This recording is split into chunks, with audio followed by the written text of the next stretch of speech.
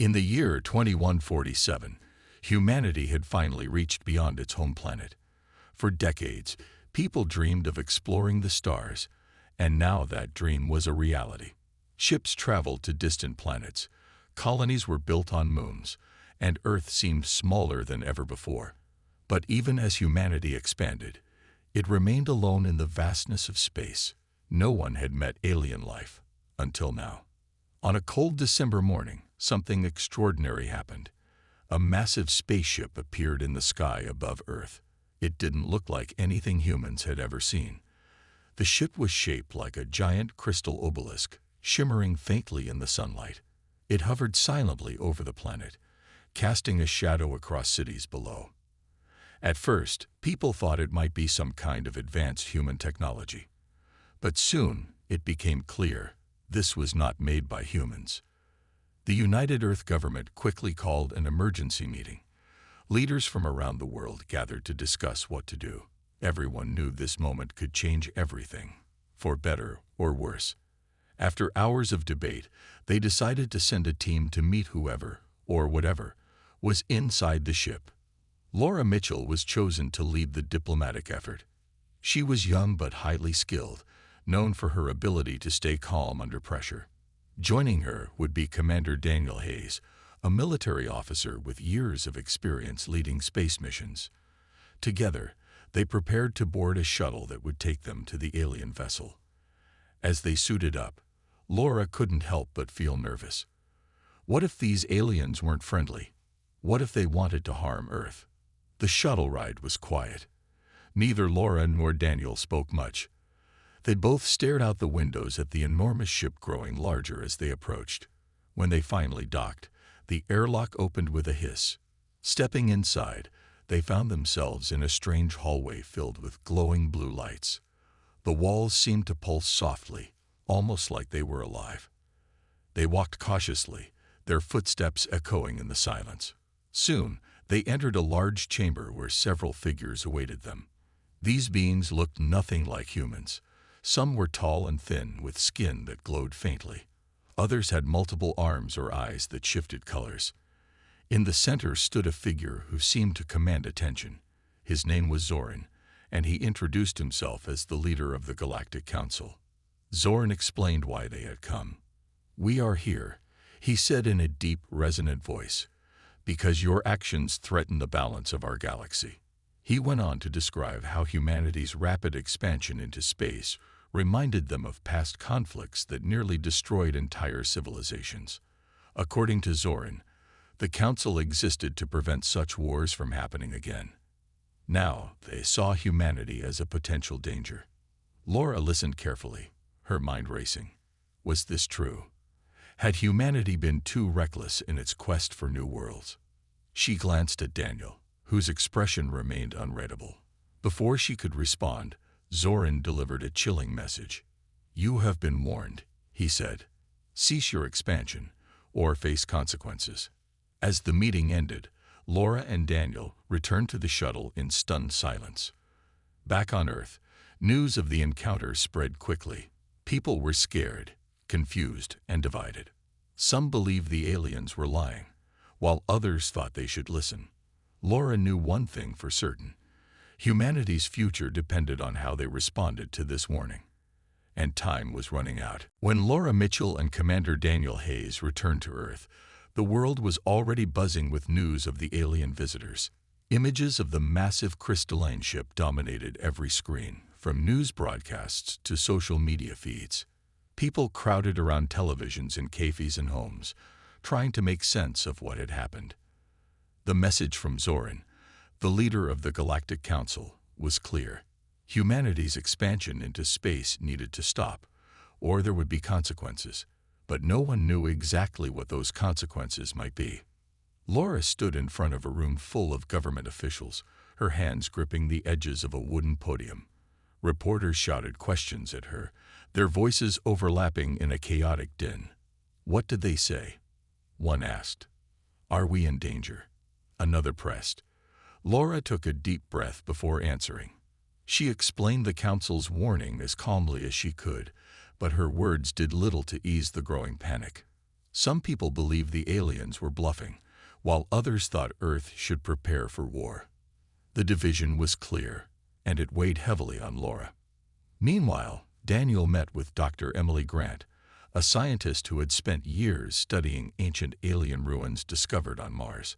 Her lab was cluttered with artifacts and holographic displays showing strange symbols and diagrams. Daniel trusted Emily's expertise, so he asked her if she'd ever seen anything like the Council before. She nodded slowly, her expression serious. "There are records," she said, pointing to a faded image on one of the screens. It showed a species that looked similar to the beings aboard the alien ship. According to her research, this species had once been part of a powerful alliance that enforced peace across the galaxy. But there was also evidence of civilizations that disappeared after defying the Council. One planet, in particular, had been reduced to ash, its population wiped out entirely. Daniel frowned. "You're saying they're not bluffing?" "I'm saying we can't take any chances," Emily replied. "If they've given us a warning, it means they've done this before, and they'd followed through." As days passed, tensions on Earth continued to rise. Governments argued over how to respond. Some nations wanted to comply with the Council's demands, believing it was better to play it safe. Others insisted on standing firm, refusing to let aliens dictate humanity's future. Senator Harold Jenkins, a loud and outspoken critic of diplomacy, became the face of this resistance. He gave fiery speeches calling for Earth to defend itself, even going so far as to suggest building weapons capable of fighting the Council. His words resonated with many, fueling fears that humanity might lose its freedom if it backed down. Laura found herself caught in the middle of the chaos. She believed in finding a peaceful solution, but the pressure was relentless. Every decision she made was scrutinized, every statement she gave dissected by critics. Late one night, unable to sleep, she called Daniel. They met in a quiet corner of the space station, where they had first encountered the Council. Sitting side by side, they stared out at the stars. "What do you think they'll do if we don't listen?" Laura asked softly. Daniel hesitated. "I don't know, but I do know one thing. We can't fight them blindly. We need more time to understand them." Laura nodded, though doubt lingered in her mind. Time was something they didn't have much of. Zoran had made it clear that humanity's deadline was approaching fast. If they didn't act soon, the Council's patience might run out, and no one knew what would happen then.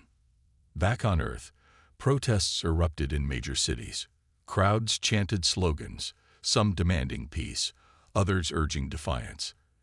In the midst of the turmoil, rumors began to circulate about a secret project hidden deep within the Arctic Circle. Few knew the details, but whispers hinted at a weapon designed to disable alien technology.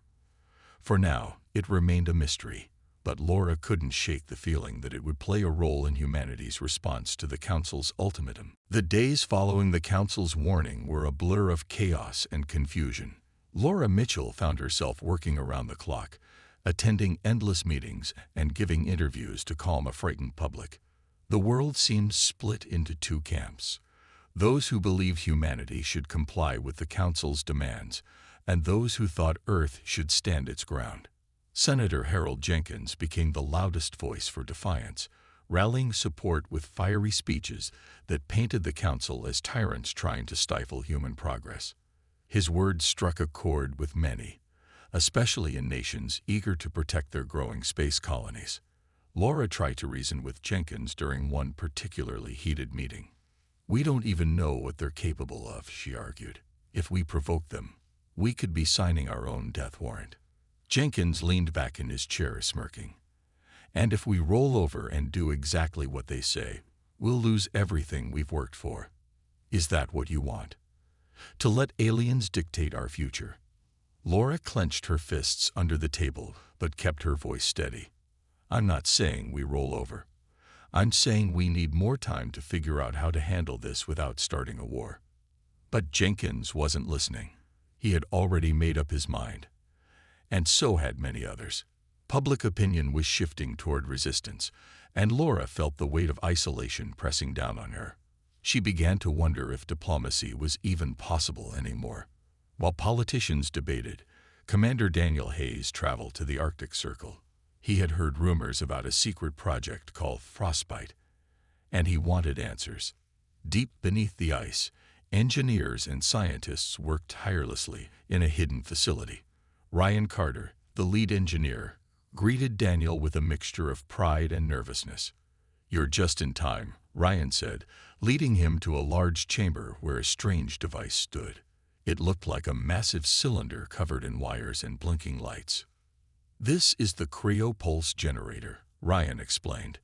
"It emits a wave of sub-zero energy that can freeze advanced machinery.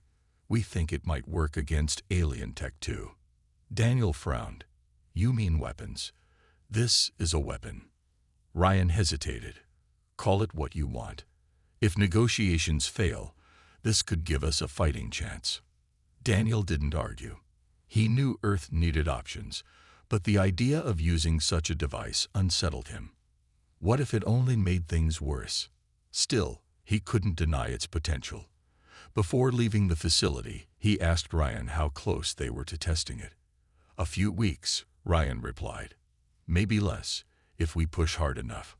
Back at the United Earth Government headquarters, Laura stumbled upon classified reports about Frostbite. Her heart sank as she read through the details. She understood why such a project existed. Earth couldn't afford to be defenseless, but the implications terrified her. If the Council discovered Frostbite, they might see it as an act of aggression, and if humanity used it, there would be no turning back. That evening, Laura met with Daniel in a quiet park near the government building. The cold air bit at their cheeks as they walked along a frozen path. "I found out about Frostbite," she admitted. "Do you think it's a good idea?" Daniel sighed. "I don't know. It's risky, but we can't ignore it either. If things go south, it might be all we have." Laura shook her head. "What if it makes things worse? What if it's exactly what the Council is afraid of, us being reckless?" Daniel didn't answer right away. Instead, he looked up at the night sky, where stars twinkled faintly behind clouds. "We're running out of time," he said finally. "Whatever we decide, we need to do it soon." As they parted ways, Laura couldn't shake the feeling that events were spiraling out of control. The Council's deadline loomed closer and humanity remained divided. Somewhere in the icy wilderness, Frostbite grew closer to completion.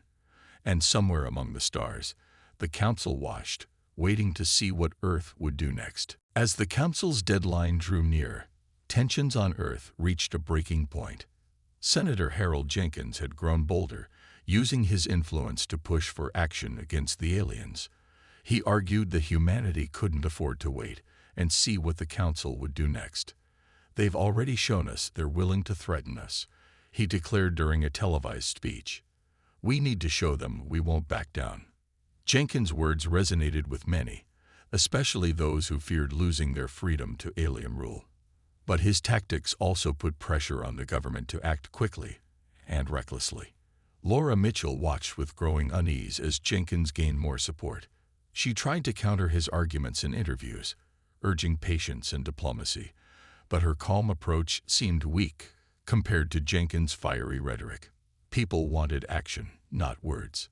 Behind the scenes, Jenkins made a move that would change everything. Using his connections, he leaked classified information about Frostbite to the media. Within hours, news outlets were reporting on the secret weapon hidden in the Arctic Circle. The cryopulse generator became a symbol of hope for some and a cause for alarm for others. Protesters filled the streets, holding signs that read, "Stand strong," or "No surrender."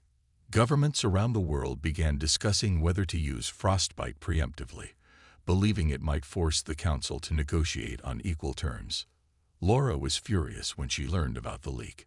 She confronted Jenkins in a private meeting, her voice trembling with anger.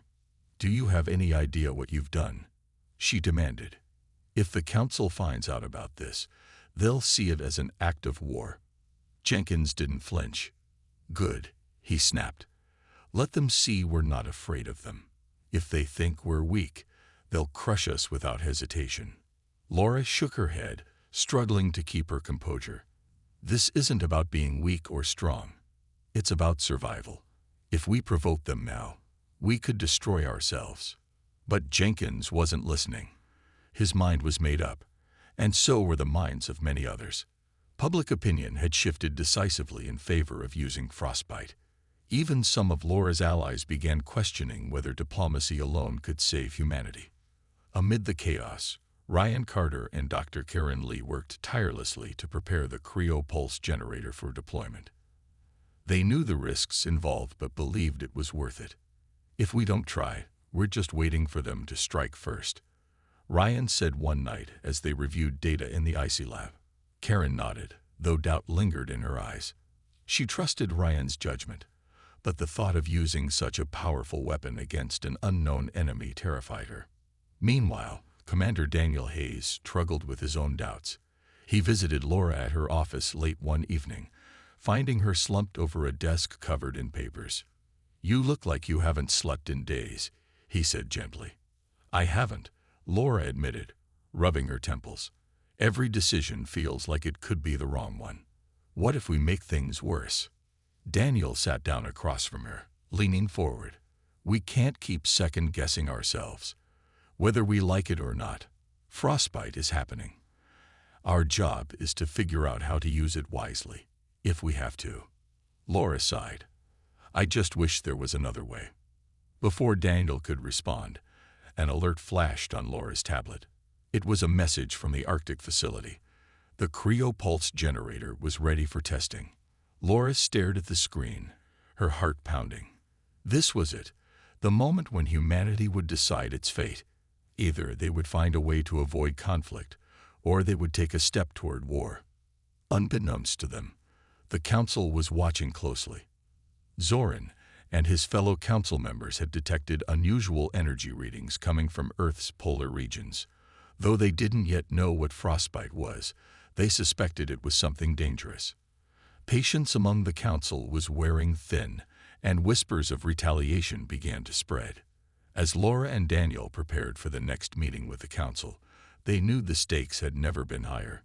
Humanity's icy response was almost ready, but peace still felt impossibly far away. The day of the next meeting with the Galactic Council arrived, and Laura Mitchell felt as though she were walking into a storm. The weight of humanity's decision rested heavily on her shoulders. Alongside Commander Daniel Hayes, she boarded a shuttle bound for the Council's massive crystalline ship. The journey was quiet, each of them lost in thought. Laura rehearsed what she would say to Zoran, hoping to buy more time for diplomacy. But deep down, she feared it might already be too late.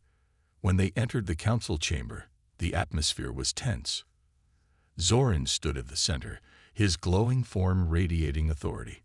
Other Council members surrounded him, their expressions unreadable.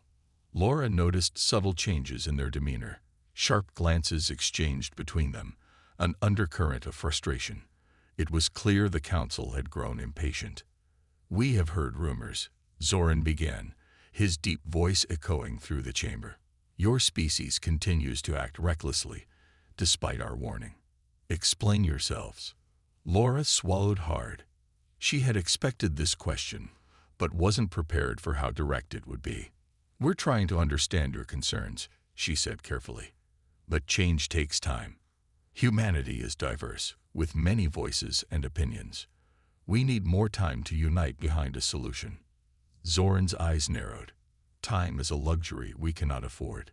Your actions, or lack thereof, speak louder than words." Before Laura could respond, Daniel stepped forward. "We're not ignoring your warning," he said firmly. "But you must understand that fear drives some of our people to act rashly. We're doing everything we can to prevent conflict." One of the Council members, a tall, insect-like being with shimmering wings, spoke up. "Conflict may already be inevitable. Our sensors have detected unusual energy readings from your planet. What are you hiding?" Laura froze. She glanced at Daniel, who remained silent. How much did the Council know? Had they discovered frostbite? If so, there was no point denying it. "We've developed technology to protect ourselves," she admitted, "but it hasn't been used. We're still committed to finding a peaceful resolution. Zoran's expression darkened. You misunderstand the gravity of your situation. This council exists to maintain order in the galaxy. Your defiance threatens that order. If you persist, we will have no choice but to intervene. The room fell silent. Laura's mind raced. She needed to convince them that humanity wasn't beyond redemption, but her words felt hollow even to herself. As she struggled to respond, alarms blared throughout the council ship. The lights flickered, and the hum of energy that usually filled the chamber faltered. What's happening? Laura asked, panic rising in her chest. Daniel grabbed her arm. It's frostbite. Someone activated it. Back on Earth, Senator Harold Jenkins watched the live feed of the meeting from his office. Seeing the council's reaction to Laura's admission, he decided the time for waiting was over. Without consulting anyone, not even Ryan Carter or Dr. Karen Lee, he gave the order to activate the cryopulse generator. A wave of sub-zero energy surged into space, targeting the council's flagship. On board the alien vessel, the effects were immediate. Systems began shutting down, and the once stable environment grew chaotic. Zoran staggered slightly, his translucent body flickering like a damaged hologram. Other council members braced themselves against walls as the ship's power fluctuated wildly. Laura turned to Daniel, her face pale. This wasn't supposed to happen yet.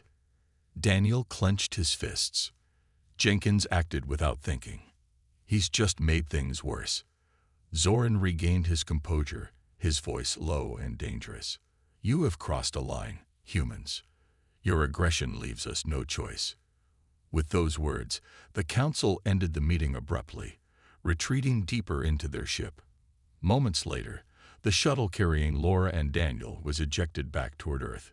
As they descended through the atmosphere, Laura stared out the window at the blue and white planet below. The attack had bought humanity some breathing room, but at what cost? The council's patience was gone, replaced by anger and resolve. War now seemed inevitable, and humanity's icy response had sealed its fate. The retaliation came faster than anyone expected. Within hours of the cryopulse generator's attack, the Council launched its response.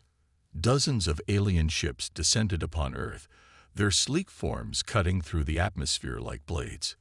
They didn't fire immediately.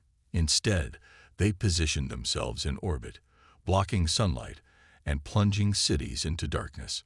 Power grids failed as orbital strikes disabled satellites and energy networks.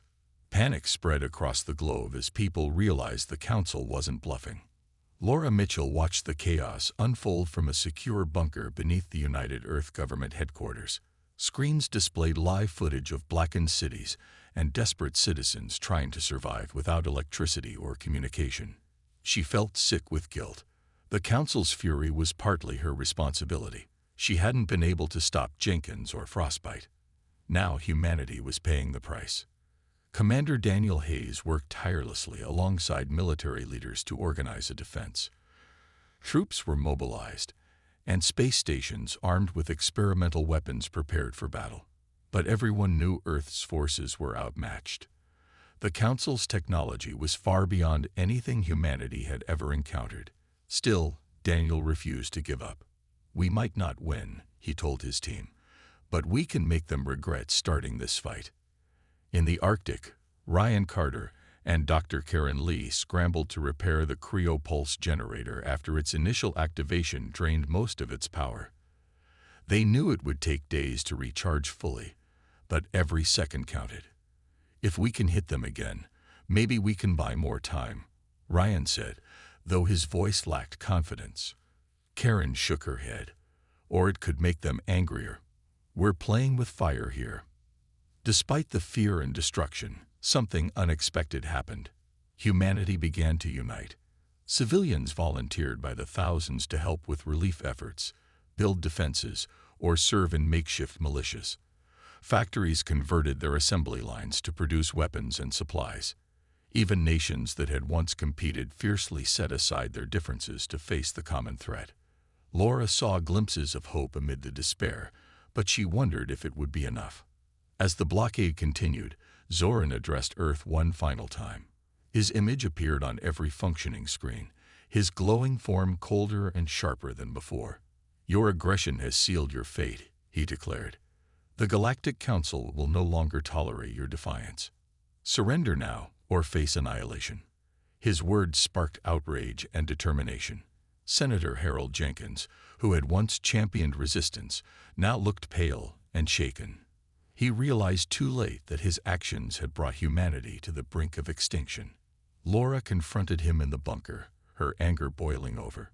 "This is your fault," she shouted. "You thought you were being brave, but all you did was doom us." Jenkins opened his mouth to argue, but no words came out. For the first time, he seemed truly remorseful. Determined to reach the council one last time, Laura recorded a message to broadcast across the galaxy. Standing in front of a camera, she spoke directly to Zoran and the other species watching the conflict unfold. "We are flawed," she admitted. "We've made mistakes, and we've acted out of fear.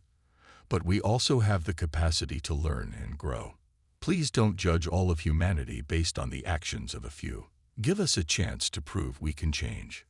Her words resonated not only with those on Earth, but also with neutral species observing the crisis. Debates erupted across the galaxy about the Council's methods and humanity's right to exist. Some argued that wiping out an entire civilization, even one as reckless as humanity, was wrong. Others believed the Council's authority must remain absolute. Back in orbit, the alien fleet prepared for its next move. Earth's defenders braced themselves, knowing the coming attack could be devastating. But deep within the Council, cracks began to form. Not everyone agreed with Zoran's plan to destroy humanity completely. As the galaxy watched, the stage was set for a decision that would shape the future of both humanity and the Galactic Council. The battle began with a deafening roar. Alien ships descended from orbit, unleashing beams of energy that tore through Earth's atmosphere. Cities crumbled under the assault, and smoke filled the skies. Humanity's defenses fought back fiercely, but their weapons were no match for the Council's advanced technology. Space stations exploded in bursts of light, and fighter jets spiraled out of control as alien forces overwhelmed them. Despite the odds, Earth's soldiers refused to give up. Every loss fueled their determination to protect their home. Commander Daniel Hayes led the resistance from a battered command center. His face was streaked with dirt and sweat, but his voice remained steady as he issued orders. "Focus on disabling their engines," he shouted over the chaos. "If we can slow them down, we might stand a chance." Pilots risked everything to carry out his commands, weaving between alien vessels and firing missiles at weak points. Some succeeded, causing enemy ships to falter, but others paid the ultimate price. On the ground, civilians worked tirelessly to support the war effort. Factories churned out ammunition, medics treated the wounded, and volunteers helped evacuate families from danger zones. Laura Mitchell traveled across the planet, speaking to survivors and rallying morale. She knew fear could cripple humanity faster than any weapon, so she reminded people why they were fighting. "We're not just defending our homes," she told a crowd gathered in a bombed-out square. "We're proving that we deserve a place among the stars." Amid the destruction, Ryan Carter and Dr. Karen Lee managed to recharge the cryopulse generator. With trembling hands, they activated it once more, sending another wave of sub-zero energy toward the alien fleet. This time, the effect was weaker. Frostbite hadn't fully recovered, but it still caused significant damage. Several Council ships froze mid-flight, their systems shutting down. The brief reprieve gave Earth's forces a chance to regroup and launch counterattacks. Zoran watched the unfolding conflict from his flagship, frustration etched into his glowing form. He had expected humanity to surrender quickly after the blockade, but instead they had risen up with surprising resilience. Other Council members began questioning his strategy. One of them, a small bird-like creature named Venara, spoke up during a heated meeting aboard the ship. "This is not what we intended," she said sharply. "We sought peace, not genocide. Are we truly willing to destroy an entire species for the sake of order? Zoran's response was firm but tinged with doubt. They left us no choice. Their aggression forced our hand. Venera wasn't satisfied. Perhaps their aggression mirrors our own. Have we become what we swore to prevent? A force of oppression rather than justice? Her words struck a nerve. Whispers spread among the council members, some agreeing with her while others stood by Zoran. The division weakened their resolve, giving humanity a glimmer of hope. Laura's broadcast continued to resonate beyond Earth, sparking debates among neutral species. Many sympathized with humanity's plight, seeing parallels to their own struggles for independence. Petitions flooded the council, demanding a ceasefire. Even some council-aligned species began to question whether destroying Earth was worth the cost to galactic unity. As the battle raged on, Daniel received a message from an unexpected source. Venera herself. Through a secure channel, she offered a proposal, a temporary truce to negotiate terms. It was a risky move, but Daniel knew humanity couldn't keep fighting indefinitely. He relayed the offer to Laura, who agreed it was their best chance. Together, they arranged a meeting aboard a neutral space station, far from the battlefield. When Laura and Daniel arrived, they found Venera waiting alongside a few other council members. The air was tense, but there was also a hint of possibility. For the first time since the crisis began, humanity had an opportunity to step back from the brink of extinction. As talks began, both sides acknowledged their mistakes and fears. Slowly, painfully, they started to find common ground. The road ahead would be difficult, but for the first time in weeks, there was hope that peace might still be possible. The negotiations aboard the neutral space station stretched for days. Laura Mitchell and Commander Daniel Hayes sat across from Venera and a small group of council members, their faces weary but determined. The room was quiet except for the hum of the station's systems and the occasional rustle of papers. Everyone knew the stakes. Failure meant the end of humanity, while success offered a fragile chance at survival. Laura began by apologizing for Earth's actions, acknowledging that frostbite had been a reckless response born out of fear. "We didn't understand your perspective," she said softly, "but we're willing to learn.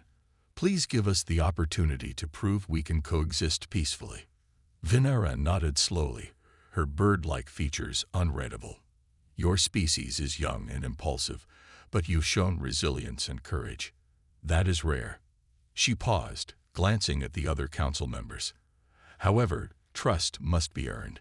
You cannot continue expanding unchecked." Daniel leaned forward, his voice calm but firm. "We're ready to make changes. Tell us what you need from us."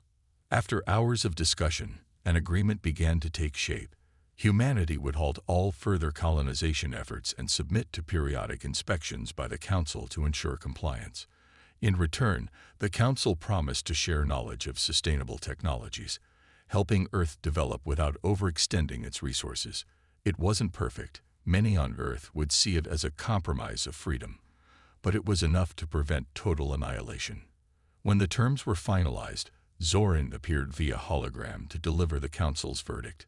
His expression was stern, but there was a flicker of respect in his glowing eyes. "You have chosen a difficult path," he said. "If you honor this agreement, you may yet find your place among the stars. But know this: any breach of trust will not be tolerated." Laura and Daniel exchanged a glance, relief washing over them. They knew the road ahead wouldn't be easy, but they had secured humanity's future. For now. Back on Earth, news of the truce spread quickly. Cheers erupted in cities still recovering from the war, and people hugged one another in celebration. The blockade lifted, allowing sunlight to bathe the planet once more. Power grids came back online, and communication networks buzzed with life.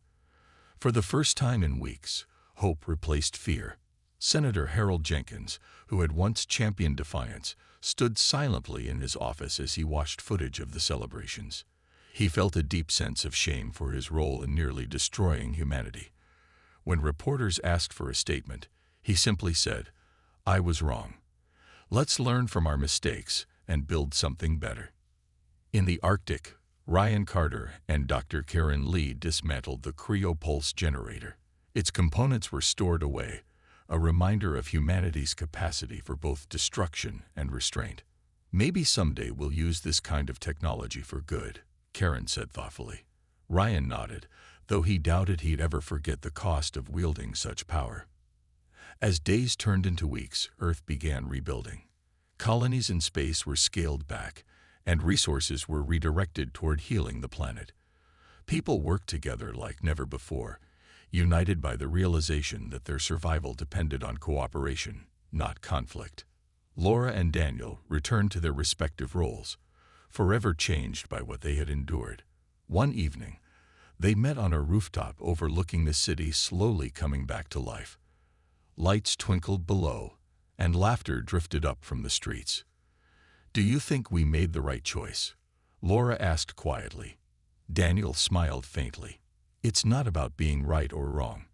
It's about moving forward. We've been given a second chance, and that's more than we deserved." Above them, the stars shone brightly, reminders of the vast universe waiting beyond Earth's borders.